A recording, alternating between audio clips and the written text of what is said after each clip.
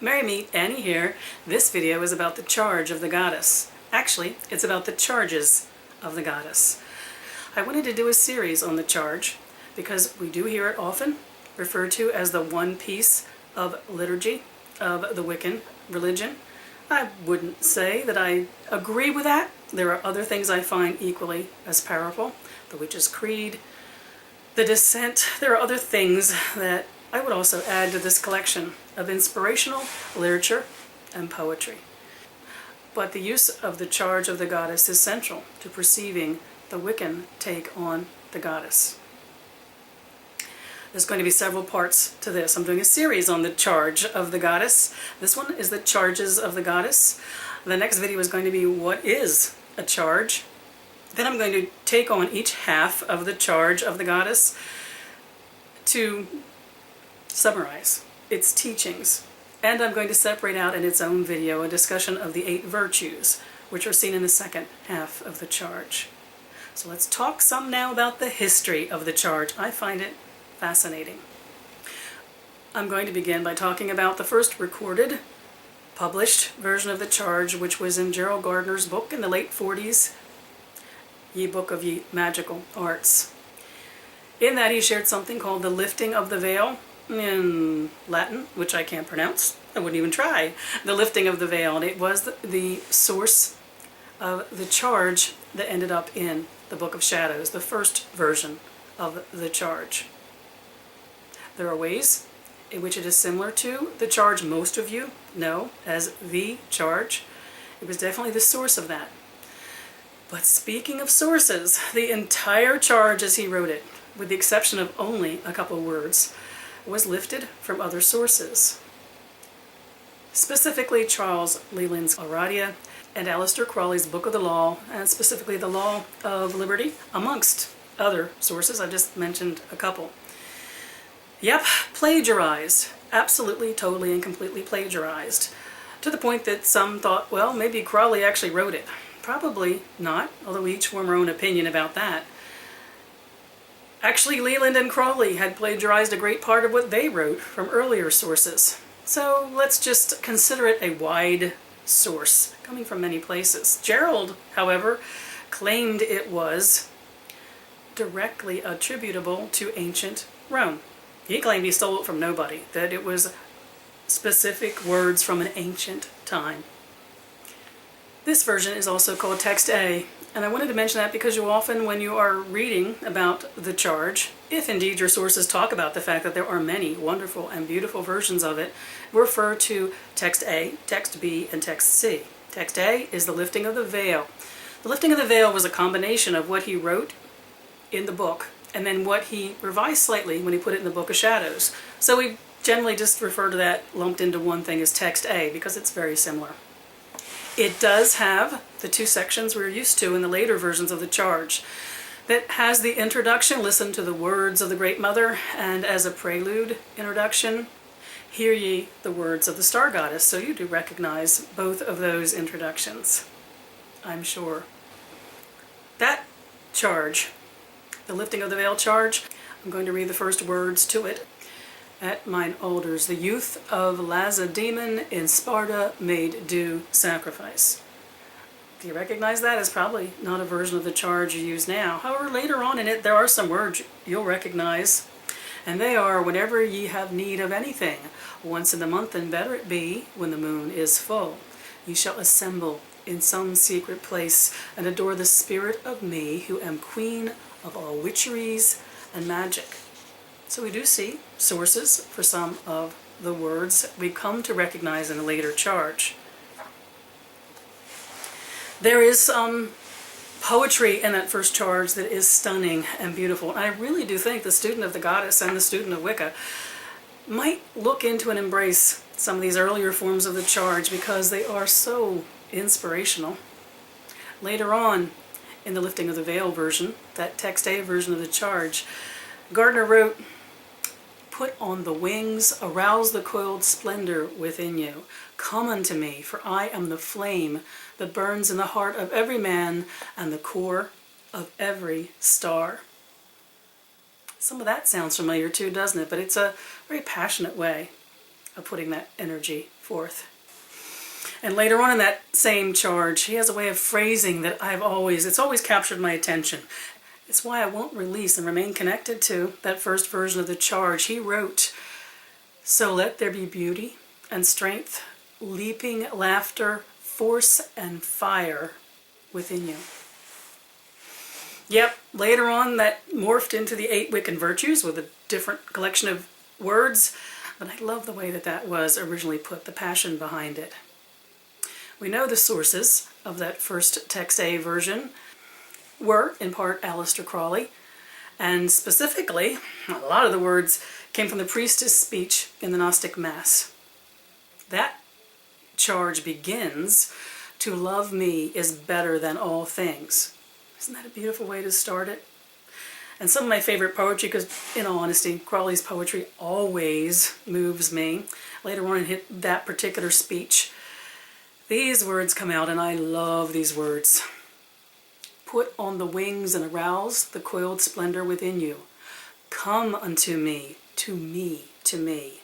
Sing the rapturous love song unto me. Burn to me perfumes, wear to me jewels. Drink to me, for I love you. I love you. I'm the blue-lidded daughter of sunset. I am the naked brilliance of the voluptuous night sky. To me, to me."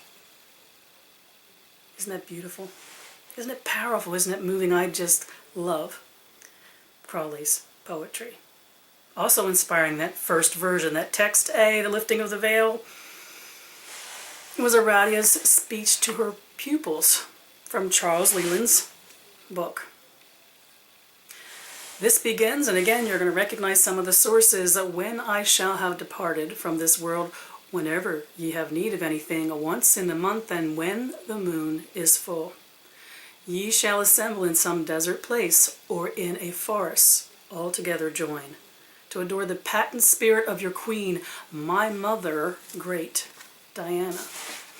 You can see the source there for later versions of the charge.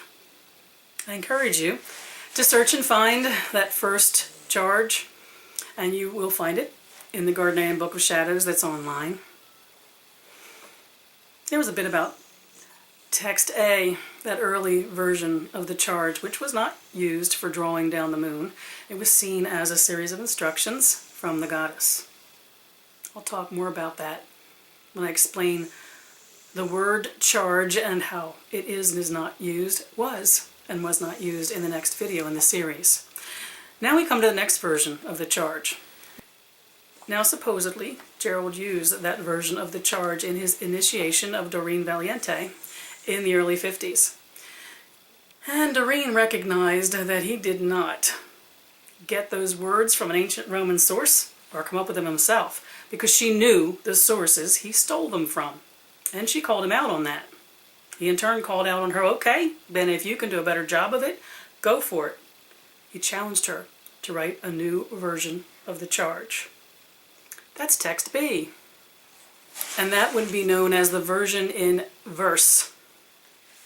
By the mid-50s, that was added to the Book of Shadows. Doreen wanted very much to step away from the overt connections to Crowley. She never denied how inspirational things were that came our way from that, but she felt that we didn't need to be a rehash. We needed to express ourselves in our own way and in our own words. She chose to do this in an 8-couplet verse. That's the rhyming version of the charge, known as text B. And it begins with, and you'll recognize this from other versions of the charge, "Mother, darksome and divine, mine the scourge and mine the kiss, the 5-point star of love and bliss." There were 8 couplets to that. My favorite of the couplets is, "No other law but love I know, by naught but love may I be known, and all that liveth is my own, from me they come, to me they go." Another very inspirational version of the charge, which you might want to look up. In the end, though, the coven at the time never took to that. Doreen said later in life it remained to be her favorite version of the charge. But the coven didn't take to it. They said they had problems pronouncing the names of the goddesses that were parts of the other couplets, and they just generally didn't like it. So then Doreen was challenged with writing another prose version, another non-rhyming version of the charge. And when she did this, she actually went back to a lot of the inspiration was directly from what Gerald had written before. So the prose version came out late 50s or so, and we call it Text C. This is the time we begin to see the charge as we know it. It was called the common prose version because Doreen was making an attempt to bring the language down to a simpler level. It has a great deal of importance because as she brought this common prose version, the Text C, into the liturgy of the Wiccan Circle, she also brought in a lot about the natural world, in alignment with the energies of the natural world. You may notice if you looked up these earlier versions of the charge, that was not part of the original charges. She went back to using the introduction and the prelude to the second half, took that back on. But it still wasn't exactly the charge as we know it now. Close. But for instance, here's the beginning of version C, text C of the charge, Doreen's common prose version. At my altars, the youth of most distant ages gave love and made due sacrifice. Whenever you have need of anything, once in a month, and better it be when the moon is full, then you shall gather in some secret place and adore the spirit of me who am queen of all witcheries. There's a lot of important changes.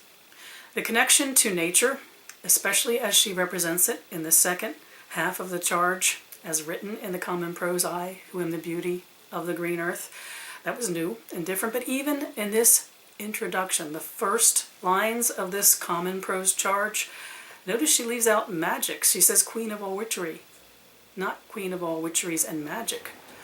She was stepping away from the ceremonial aspects of our practice and honoring more the instinctual, elemental, witch aspects of what we do.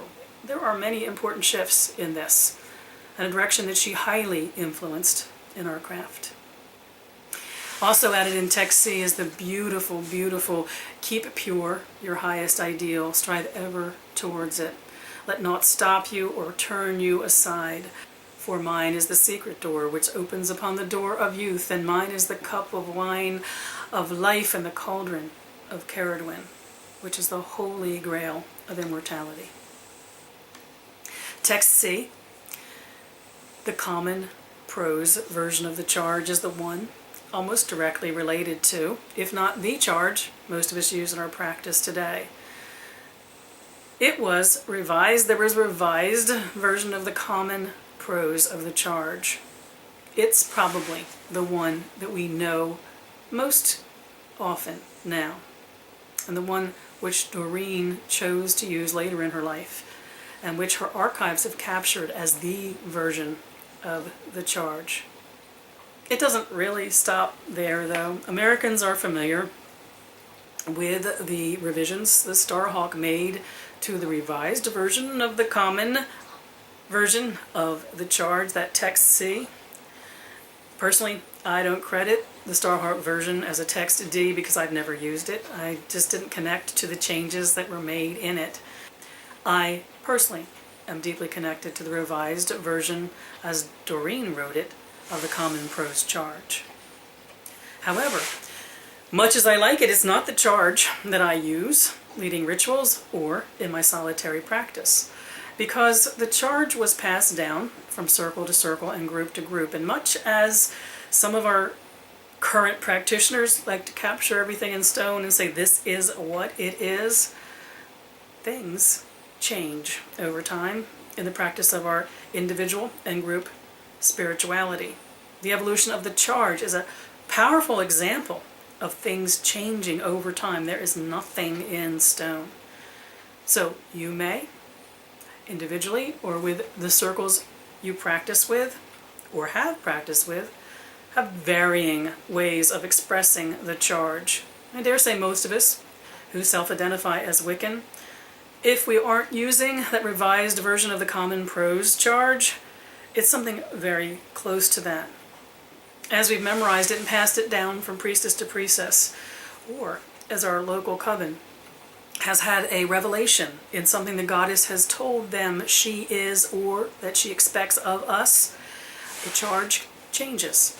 I wanted to mention this because I have been places where the charge has been recited, and beautifully so, and someone in speaking from their place of ego and I know it all has said, oh, it's not the words to the charge, because they know it slightly differently.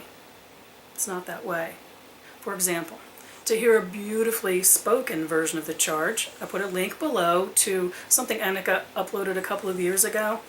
It's definitely inspired by the revised Common Prose version of the charge. It's not exactly it, though. In the end, the charge is powerful in the ways in which it lets us know what Goddess will bring to us, what she will do for us, as well as what she expects from us. No matter if there is a charge or a series of charges, I highly encourage those who are studying and exploring to read all these different beautiful versions of the charge. Each one will inspire you in a slightly different way. You may come to embrace the one we think of as Text C, the revised version of the Common Prose charge, as the one that resonates greatly with you. If you do, you're going to have that in common with so many of us. But each version of the charge is powerful in its own right. I wish you mirth and reverence. Mary Part.